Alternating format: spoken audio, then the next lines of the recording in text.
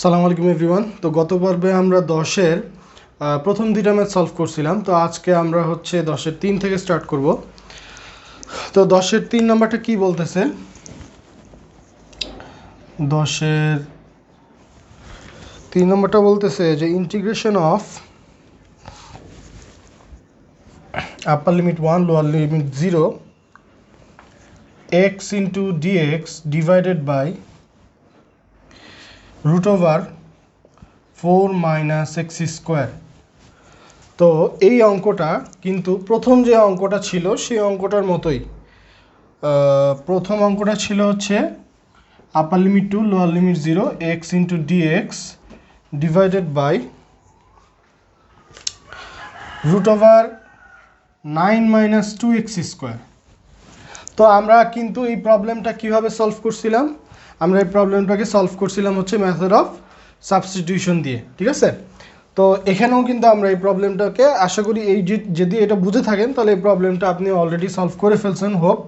I hope যে এখানে আপনি কি করবেন, ঠিক আছে? আর আমি যে প্যাটার্নটা দেখাইছিলাম যে dx by root over a square minus x স্কোয়ারের মতো কিন্তু এই প্যাটার্নটা না, সেম প্যাটার্ন না, ঠিক আছে? তো এটার জন্য আলাদা ফর্মুলা, এটার জন্য আমরা মেথড অফ সাবস্টিটিউশন অ্যাপ্লাই করব, ঠিক আছে? তাহলে আমরা এখানে কি করব যে ধরি 4 minus x square equals to Z. তাহলে আপনি যদি এই অংশটা ধরেন তাহলে আপনি কিন্তু ডেরিভেটিভ করলে এক্স ডিএক্সটাকে পেয়ে যাচ্ছেন। এক্স ডিএক্সকে আপনি ডিজেড এর একটা টার্ম দিয়ে বা ডিজেড দিয়ে আপনি রিপ্লেস করতে পারবেন। তাহলে এখন ddx of 4 minus x square is equals to ddx of z। তাহলে ddx of 4 0, তারপর হচ্ছে minus 2x is equals to ddx of z। তাহলে মাইনাস বা আমরা এখানে লিখতে পারি x dx is equals to dz divided by minus 2, ঠিক আছে? x dx dz divided by minus 2। তাহলে এখন আমাদেরকে আবার লিমিট চেঞ্জ করতে হবে অবশ্যই।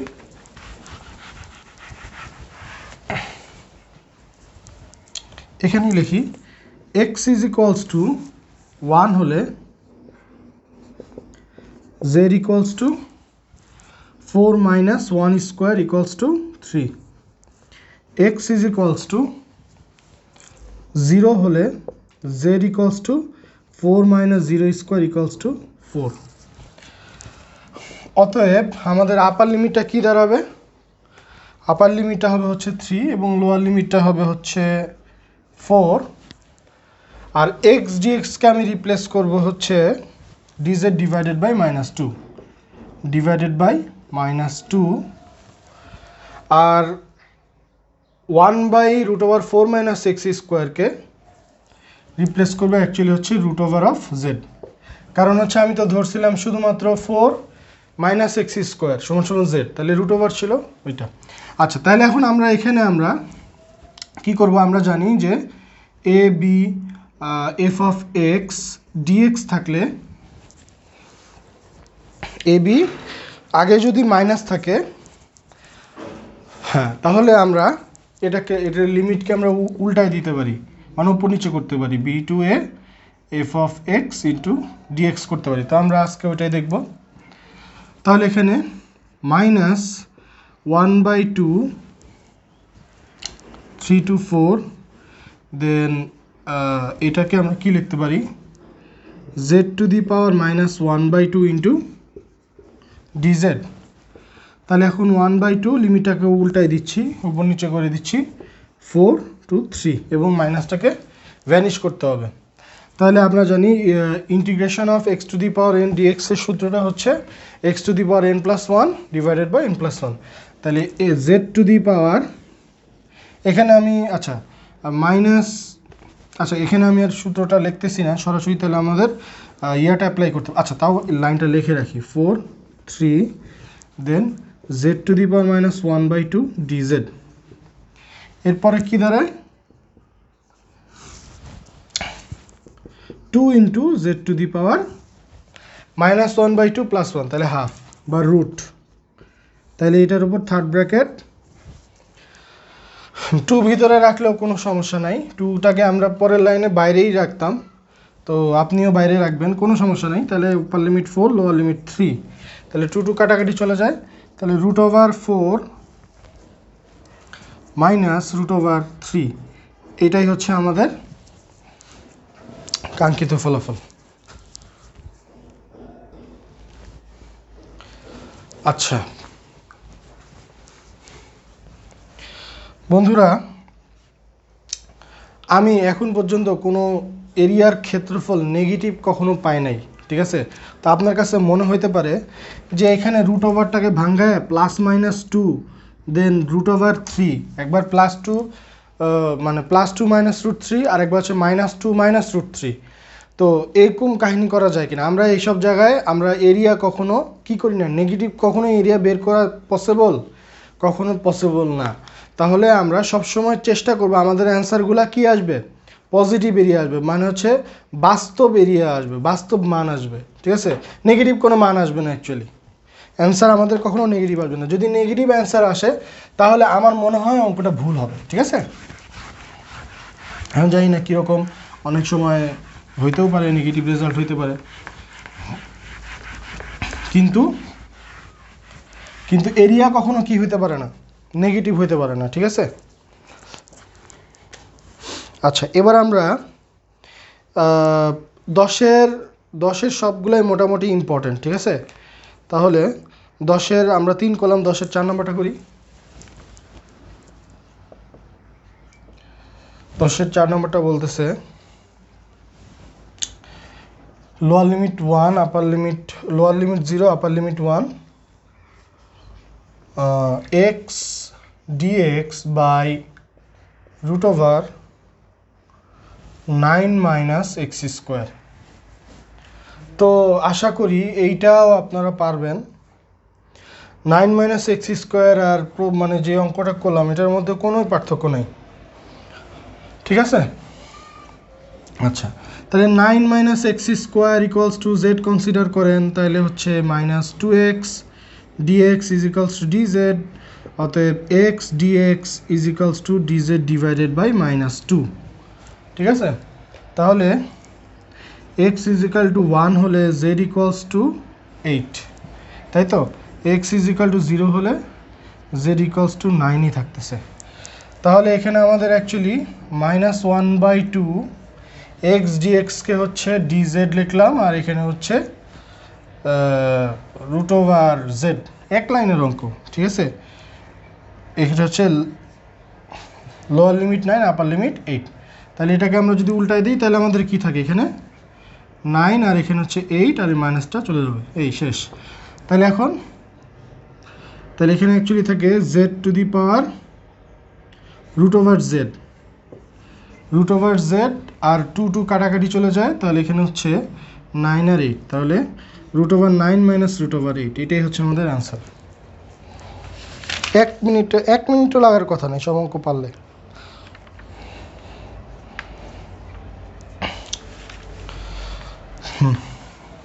তো বন্ধুরা, আমরা 5 নম্বরে চলে যাব।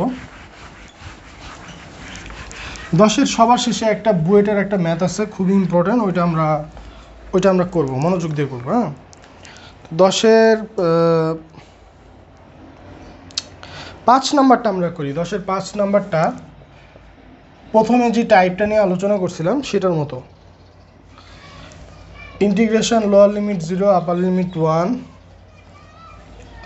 dx by √4 - 3x²। তো বন্ধুরা, আমরা জানি integration dx by √a² - x² = sin inverse x divided by a plus c। এটা হচ্ছে আমাদের কি,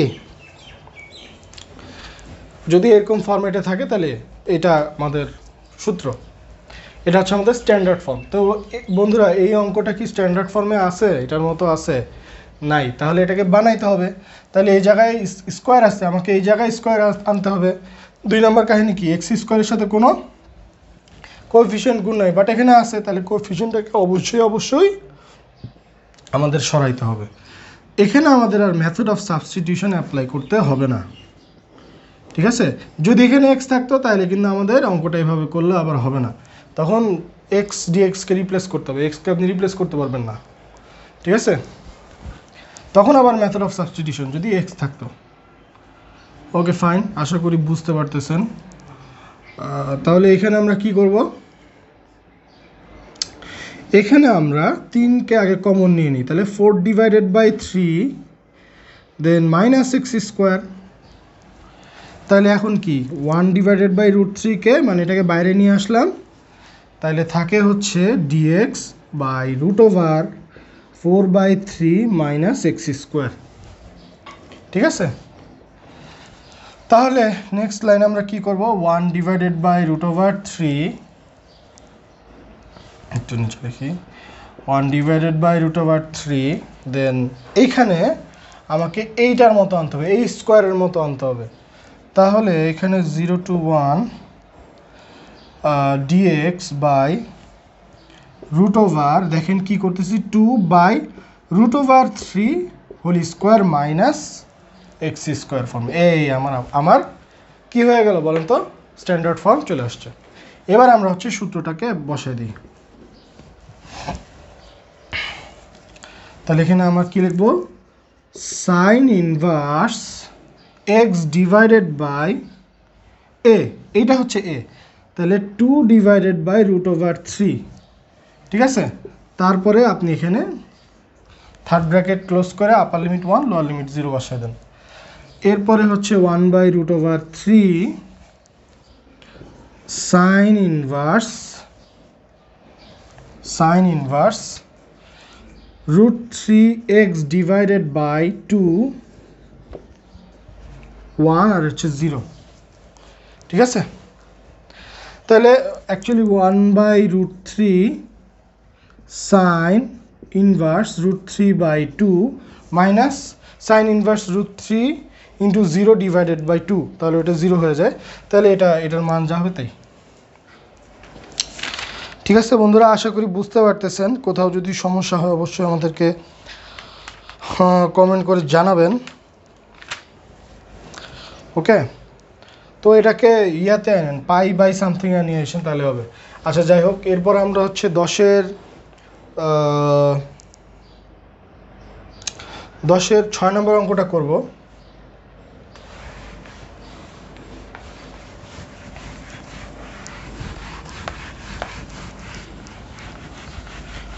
বন্ধুরা আপনাদের যদি ভিডিওগুলো ভালো লাগে অবশ্যই কমেন্ট করবেন। কোন কলেজ থেকে পড়াশোনা করতেছেন অবশ্যই একটু কাইন্ডলি জানাবেন, আর হচ্ছে বন্ধুদের মাঝে অবশ্যই শেয়ার করবেন, ঠিক আছে। ইন্টিগ্রেশন যে কত সহজ, মোট কথা হচ্ছে ম্যাথমেটিক্স অনেক সহজ, অনেক, ঠিক আছে। আপনি যদি বুঝতে পারেন, স্টেপ বাই স্টেপ আপনাকে বুঝতে হবে। বুঝতে যদি পারেন তাহলে ইনশাল্লাহ আপনার কাছে ম্যাথ খুবই সহজ। আপনাকে ম্যাথ মুখস্থ রাখতে হবে না কখনো, বা এই প্রসেসটা এরকম, এই প্রসেসটা এটার পর এটার পর, তাহলে ভুল হবে, ঠিক আছে। প্রবলেম সলভিং একটা স্কিল, এটা দক্ষতা। আচ্ছা, এবার আমরা হচ্ছে 10-এর নেক্সট ম্যাথটা করি, 6 নম্বরটা, integration x dx divided by √1 - x²। তো এখানে আমরা 1 - x² যদি z কনসিডার করি, খুব শর্টে করে ফেলতেছি, -2x dx is equals two dz, অতএব x dx is equals two -1/2 dz, তাই তো। আচ্ছা, এখানে আমাদের লোয়ার লিমিট 0 আপার লিমিট 1, তাহলে x ইজ ইকাল টু যদি আমাদের 1 হয় তাহলে z ইকালস টু কত হবে, 0। x ইজ ইকালস টু 0 হলে z ইকালস টু কত হবে, 1 হয়ে যাবে, তাই তো। তাহলে অতএব -1/2 এক্স ইজ ইকাল টু মানে 1 হলে 0 আর 1, আর এখানে হচ্ছে এক্স ডি এক্সকে আমরা হচ্ছে ডিজেড আর √1 - x² √z। আপনার কাছে মনে হতে পারে যে আপনি একই টাইপের অঙ্ক বারবার করছেন, আপনার বিরক্ত লাগে না? না, অ্যাকচুয়ালি আমার বিরক্ত লাগে না, আমি একই টাইপের বারবার ম্যাথ করি, যার কারণে আমার এই মানে টাইপটা আমার অনেক দিন মনে থাকে, ঠিক আছে? যার কারণে আমি এই টাইপ আগেও অনেকবার করে আসছি, তারপর মিক্সড টাইপ প্রবলেমগুলো একসাথে করছি, অনেকবার করছি, অনেকগুলো ম্যাথ সলভ করছি, যার কারণে আমার কাছে এই প্রবলেমগুলো দেখলেই আল্লাহর মতো আমি বুঝতে পারি যে এটা এইভাবে সলভ হয়ে যাবে, ঠিক আছে? তাহলে এটাকে আমরা যদি উল্টাই দিই তাহলে হাফ মাইনাস ছিল, তাহলে আমি মাইনাসটাকে সরাই ফেললাম, যেই সূত্রটা আমি দেখাইছিলাম আপনাদেরকে। তাহলে z⁻1/2 dz। আশা করি বুঝতে পারছেন, অঙ্কটা দেখানোর কিছু নাই। এবার আমরা হচ্ছে বুয়েটের একটা ম্যাথ আছে লাস্টে, এই ম্যাথটা আমরা সলভ করব।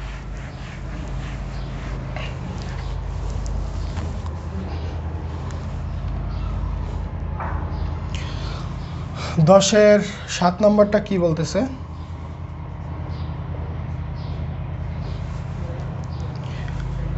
ইন্টিগ্রেশন, এখানে হচ্ছে lower limit half upper limit 1 dx divided by x √4x² - 1। আচ্ছা বন্ধুরা, এইখানে আপনাদের কাছে মনে হইতে পারে যে এই অঙ্কটা কি তাহলে আমরা এই সূত্রটার মতো কি হয়ে যাচ্ছে, integration dx by x √x² - 1। এইটার একটা তো স্ট্যান্ডার্ড ফর্ম আমরা জানি, যেটাকে আমরা বলতে পারি sec ইনভার্স x + c, তাই না? এটা তাহলে কি এরকম কোনো ফর্মেটে চলে আসতে পারে? আচ্ছা, সবার প্রথমে এইটা আসার কথা আপনাদের মাথায়। 1 2 নাম্বার হচ্ছে যে আপনারা যদি 10.3-এ খুবই এক্সপার্ট হন, যে 10.3-এর যে কোনো ম্যাথ দিলে, এসিউ আহমেদ বলেন বা কেতাবুদ্দিন স্যার বলেন বা যে কোনো রাইটারের স্যারের বলেন বা আফসারুজ্জামান, অনেকে আফসারুজ্জামান স্যারের প্রবলেমগুলো সলভ করে, তো এই ধরনের ম্যাথ 10.3 মূলত যদি আপনি সলভ করেন, তাহলে কিন্তু আপনার মেথড অফ সাবস্টিটিউশনটা খুবই ইজি হয়ে যাবে এবং অনেক কমপ্লেক্স প্রবলেমগুলোকে আপনি দেখার সাথে সাথে সলভ করতে পারবেন, ঠিক আছে? তো 10.3-এর 5-এর কিছু প্রবলেম ছিল, বা আপনার আমার যতটুকু মনে পড়ে 13 বা 14 এরকম কিছু প্রবলেম ছিল, 13 বা 14-এর প্রবলেম ছিল। ওই প্রবলেমগুলো অনেকটা হচ্ছে এই প্রবলেমটার মতোই, ঠিক আছে? যে আপনাকে অনেক বড় একটা পোরশন মেথড অফ সাবস্টিটিউশনের জন্য অ্যাপ্লাই করার জন্য অনেক বড় একটা পোরশন আপনাকে ধরতে হবে, ধরে তারপরে হচ্ছে এটাকে জেড দিয়ে রিপ্লেস করতে হবে। হ্যাঁ, তো আপনার কাছে মেথড অফ সাবস্টিটিউশনও মনে হতে পারে।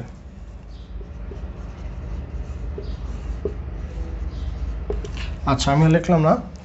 তাহলে আর কি হতে পারে? আর কিন্তু আমাদের জানা মতে আর কোনো ওয়ে নেই, হয় মেথড অফ সাবস্টিটিউশন, নাহলে এই সূত্র দিয়ে আমাদের সলভ করতে হবে। দেখেন এই জায়গাটায় আপনি এখানে 1 আছে, ঠিক আছে? এই জায়গাটায় 1 আছে, এই জায়গায় 4x² আছে। আপনি যদি 4টাকে এখান থেকে কোনোভাবে কমন নেন, এই থিওরিতে আমরা এটা অ্যাপ্লাই করতে পারবো না। কারণ হচ্ছে যে এখান থেকে আপনাকে তো 4 কমন নিয়ে আপনি এখানে x² মিলাইতে পারলেন, ঠিক আছে?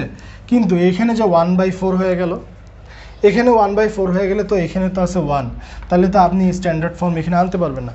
হয়তো যদি এই জায়গায় যদি a থাকতো, বা a বা b বা যে কোনো কিছু একটা থাকতো, বা a² বা c² এরকম কিছু একটা, তারা এখানে একটা মানে কনস্ট্যান্ট বসায় দিছে এই জায়গায় 1, ঠিক আছে, স্ট্যান্ডার্ড ফর্মে, যার কারণে আপনি এই সূত্রটা এখানে আর অ্যাপ্লাই করতে পারতেছেন না, ঠিক আছে? তাহলে দেখেন আমাদের এখন কিন্তু মেথড অফ সাবস্টিটিউশন ছাড়া আর অন্য কোনো ওয়ে নাই, ঠিক আছে? আর মেথড অফ সাবস্টিটিউশনের একটা ভয়ঙ্কর মানে মেথড হচ্ছে, মানে প্রবলেম হচ্ছে এইরকম, ঠিক আছে, যে এখানে এক্সকে আবার ধরে আবার এক্সকে বসাতে হয়। কি মানে কি বললাম, এটা মানে আমি নিজেও হয়তো বুঝাইতে পারবো না, তবে আমরা যখন দেখব তখন এটা বুঝে যাবো। হ্যাঁ, তো আমাদের একটাই মাত্র উপায় এখন মেথড অফ সাবস্টিটিউশন দিয়ে প্রবলেমটাকে সলভ করা। তো দেখেন আপনারা যদি 10.3 সলভ করেন ভালোভাবে, তাহলে আমি বলবো যে 5-এর ম্যাথগুলা ঠিক অনেকটা এইটার মতো, ঠিক আছে? আচ্ছা, কীরকম দেখি। তো এখানে আমি লিখতেছি যে ধরি কোন অংশটাকে জেড দিয়ে রিপ্লেস করব, ঠিক আছে? আপনার কাছে প্রথমে কি মনে হতে পারে বলেন তো ভাইয়ারা? 4x² - 1 মনে হতে পারে, যে এক নাম্বার হচ্ছে 4x² - 1 ধরে কনসিডার করি। 2 নাম্বার কি মনে হতে পারে? এইটা এমনভাবে ধরতে হবে যেন উপরের ডিএক্স এর সাথে উপরের যতটুকু অংশ আছে সব কিছু রিপ্লেস হয়ে যায়, ডিএক্সকে রিপ্লেস করতেই হবে ডিজেড দিয়ে। 2 নাম্বার কি মনে হইতে পারে? না, শুধু 4x² করে দেখেন। আচ্ছা, 3 নাম্বার কি মনে হইতে পারে? শুধু x² করেন। 4 নাম্বার কি মনে হইতে পারে? আমি লিখে দিই, তাহলে আপনাদের সুবিধা হবে। 1 নাম্বার ঘটনা কি ঘটতে পারে? এটা কিন্তু বুয়েটের ম্যাথ, ঠিক আছে? তো এটাকে সিরিয়াসলি নিতে হবে। 1 নাম্বার হচ্ছে √4x² - 1 হিসাবে কনসিডার করে, জেড কনসিডার করে ধরেন। 2 নাম্বার কি হইতে পারে? 2 নাম্বার হচ্ছে শুধু 4x² ধরেন। 3 নাম্বার হচ্ছে শুধু x ধরেন, এই যে এখানে শুধু আলাদা x আছে।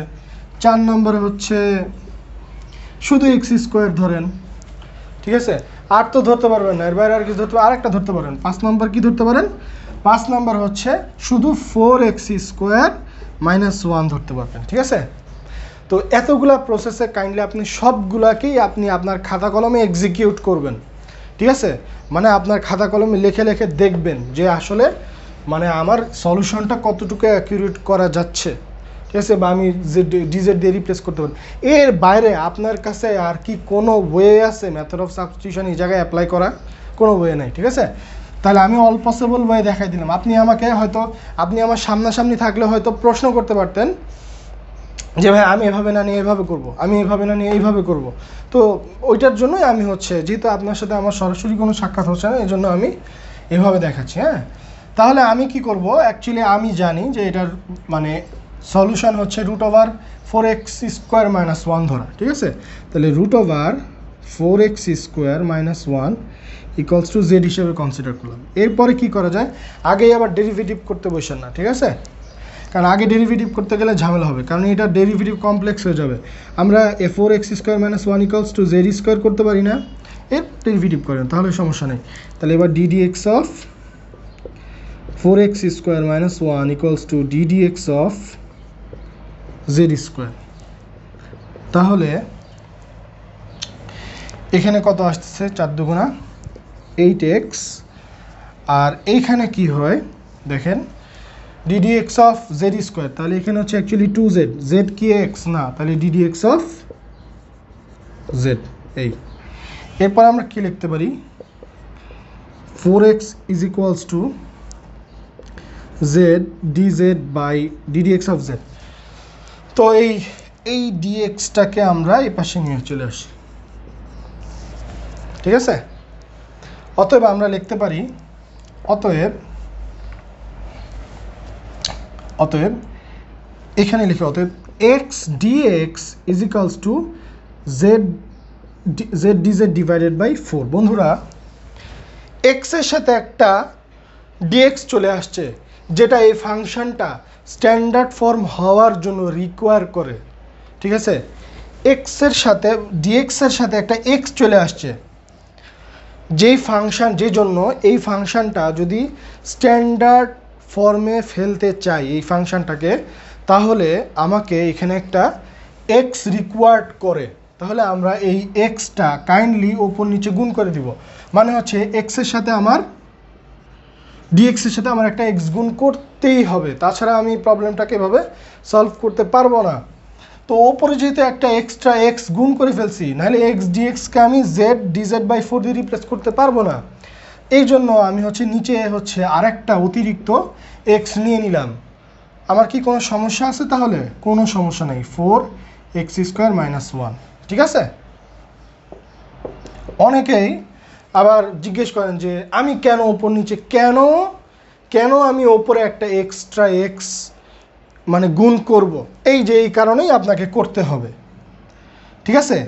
কারণ আপনার এই ফাংশনটাকে যদি আপনি স্ট্যান্ডার্ড ফর্মে আনতে চান, স্ট্যান্ডার্ড ফর্ম ছাড়া তো আপনি কোনোভাবেই কি করতে পারবেন না, আপনি কোনোভাবেই হচ্ছে সূত্রগুলা বসাতে পারবেন না সূত্রগুলা। তাহলে এই স্ট্যান্ডার্ড ফর্ম আনার জন্য আপনাকে এখানে একটা এক্স রিকোয়ার করতেই হচ্ছে, এক্স উপর নিচে গুণ করতে হচ্ছে এই জন্য, ঠিক আছে। তো এখন যেহেতু আমরা এখানে জেড হিসেবে কনসিডার করছি, তাহলে আমাদের আপার লিমিট লোয়ার লিমিটটাও চেঞ্জ হয়ে যাবে, তাই না? 1/2, ঠিক আছে।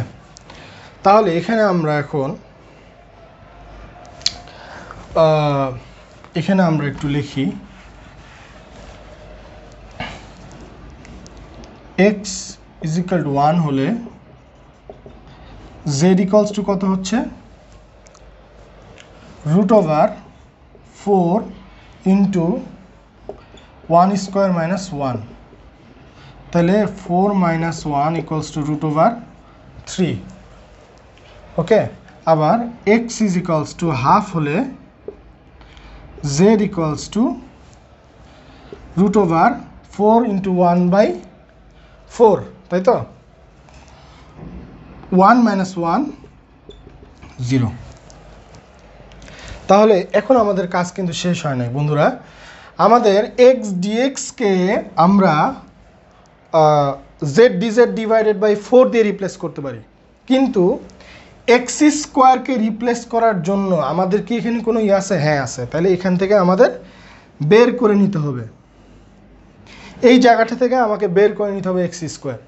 তাহলে z দিয়ে রিপ্লেস করে ফেললাম, আর √4 x² - 1 কে আমরা কি লিখতে পারি? z লিখতে পারি, আমাদের কাহিনী শেষ। আর আপার লিমিট লোয়ার লিমিট বসাই দিলে অঙ্ক শেষ, ঠিক আছে। তাহলে এখানে আমরা আরেকটু লিখি যে এখানে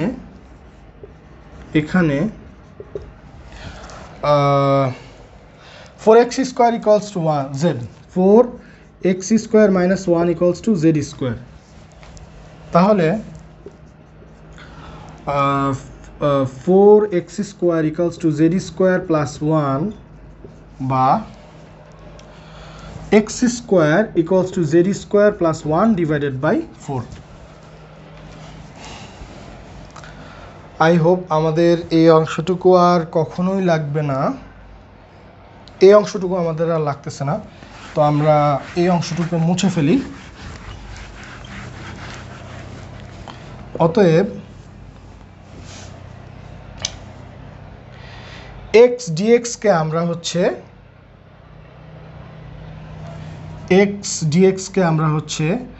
z dz / 1/4 দিয়ে রিপ্লেস করলাম, x² কে আমরা হচ্ছে z² + 1/4 দিয়ে রিপ্লেস করলাম,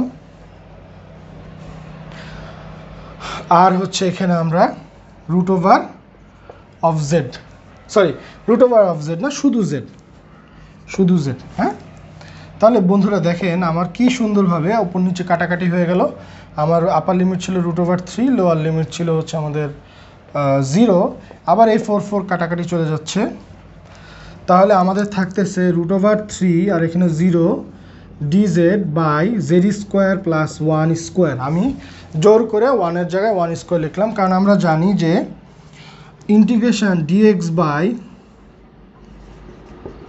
+1 = tan inverse x plus c, ঠিক আছে। তাহলে এখানে আমরা লিখতে পারি tan inverse of z √3 0 = tan inverse of √3 minus tan inverse of 0। তাহলে এটা হচ্ছে এটা হচ্ছে 60 ডিগ্রি। তো আমরা 60 ডিগ্রি কীভাবে লিখতে পারি?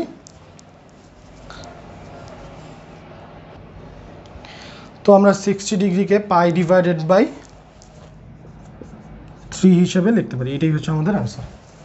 তো আশা করি বন্ধুরা আপনারা বুঝতে পারছেন আমাদের অ্যান্সারটা মিলছে। তো দেখতে পেলেন যে আমরা কত কমপ্লেক্স প্রবলেমগুলো আমরা খুব ইজিলি সলভ করে ফেলতে পারতেছি।